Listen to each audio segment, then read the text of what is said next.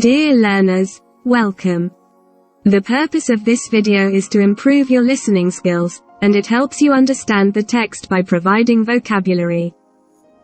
There are also some comprehension questions and a quick competition that you can answer. By the way, enjoy this video, and I hope you like the story. Okay, let's begin. Black Beauty by Anna Sewell.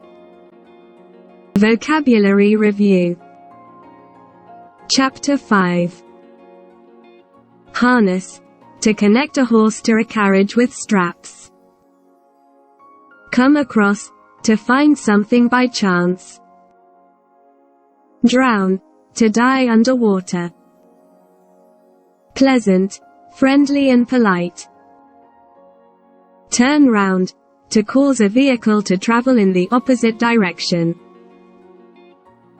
Shout, the act of saying something very loudly. Hurry, to move more quickly than normal.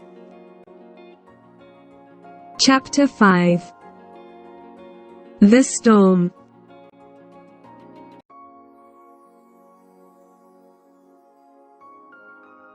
One day in the autumn, my master had to go to a distant town on business.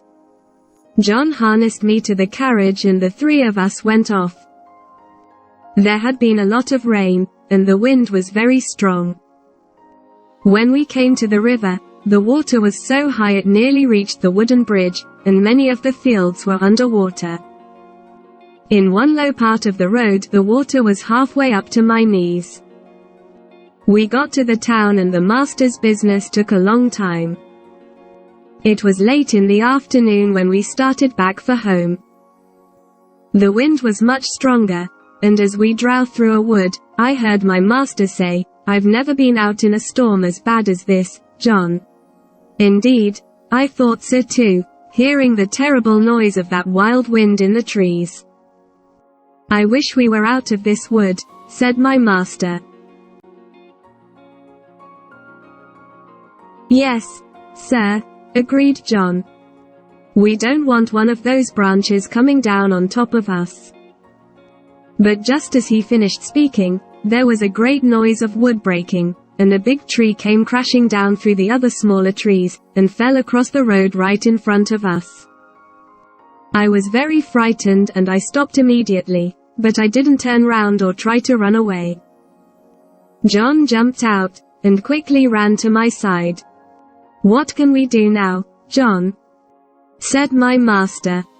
"We can't drive over the tree or get round it, sir," said John. "We'll have to go back to the crossroad, and take the longer road round to the wooden bridge. It will make us late, but the horse isn't tired." It was nearly dark when we got to the wooden bridge. We could see water over the middle of it, but this often happened when the river was high. But the moment my feet touched the first part of the bridge, I was sure something was wrong, and I stopped suddenly. "Go on, Beauty," said my master, and he touched me with the whip. I did not move, so he hit me sharply, but I would not go forward. "There is something wrong," said John, and he jumped from the carriage and began to look round. He tried to lead me forward. "Come on, Beauty, what's the matter?" Of course I could not tell him, but I knew the bridge was not safe. Just then a man ran out of the house on the other side of the bridge. "Stop! Stop!" he cried. "What's the matter?" shouted my master. "The bridge is broken in the middle," said the man, "and part of it was carried away. If you come across, you'll fall in the river." "Thank you, Beauty," John said to me, and turned me gently round to the right-hand road by the riverside. I got darker and the wind got quieter, as I trotted towards home by another, much longer road. The two men were quiet for some time, but then my master spoke. "We were very close to drowning in that river, John," he said. Men may be clever enough to think of things for themselves, but animals know things without thinking, and that's often saved a man's life, as it has ours tonight. People don't realize how wonderful their animals are, nor do they make friends with them as they should. When we arrived back at Birtwick Park, the mistress ran out to meet us. "I've been so worried," she said. "Are you all right? Did you have an accident?" "We nearly did," said my master. "But Black Beauty was cleverer than we were, and saved us all from drowning."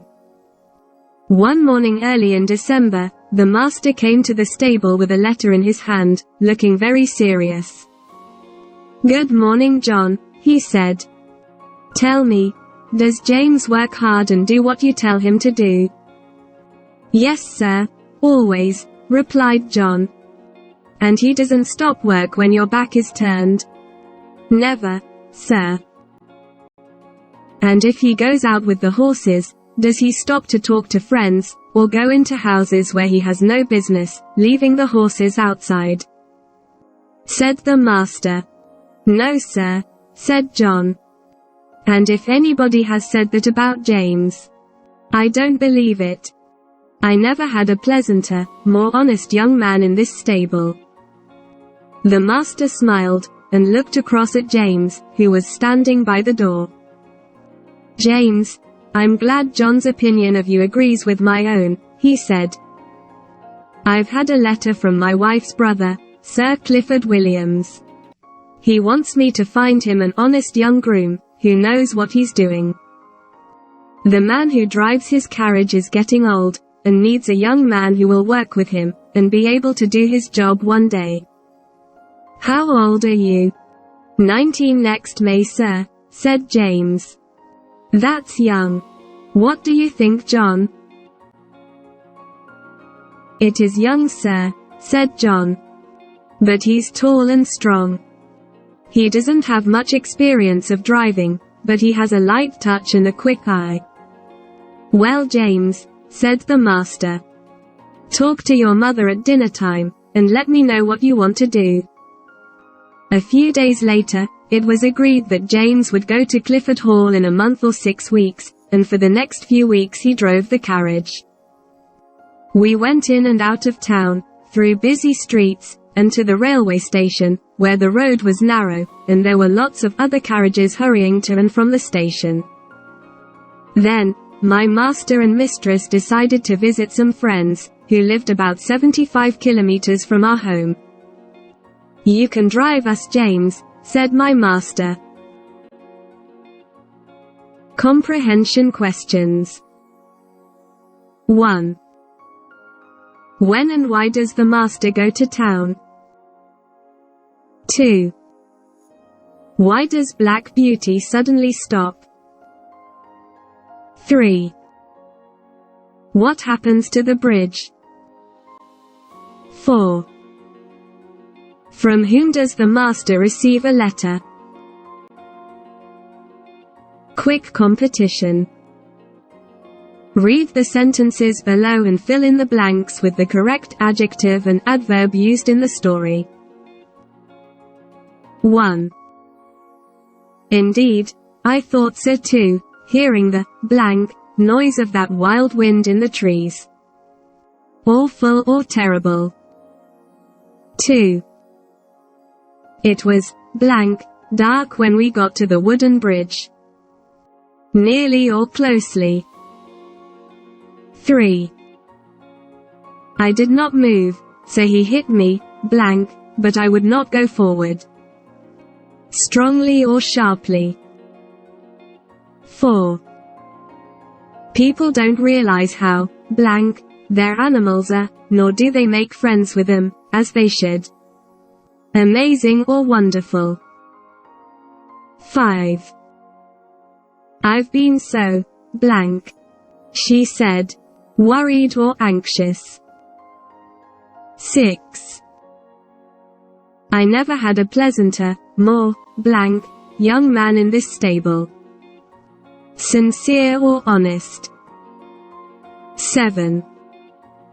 He doesn't have much experience of driving, but he has a blank touch and a quick eye. Light or smooth? Thank you for listening to this chapter. Now, read the comprehension questions again and try to find the answers in the text. Then, do the quick competition part. Also, the answers are in the explanation part of the video. Check out your answers over there. Moreover, don't forget to subscribe for the new episodes. If you like this chapter, click the like button. To make this project more effective and beneficial, let me know in the comment below.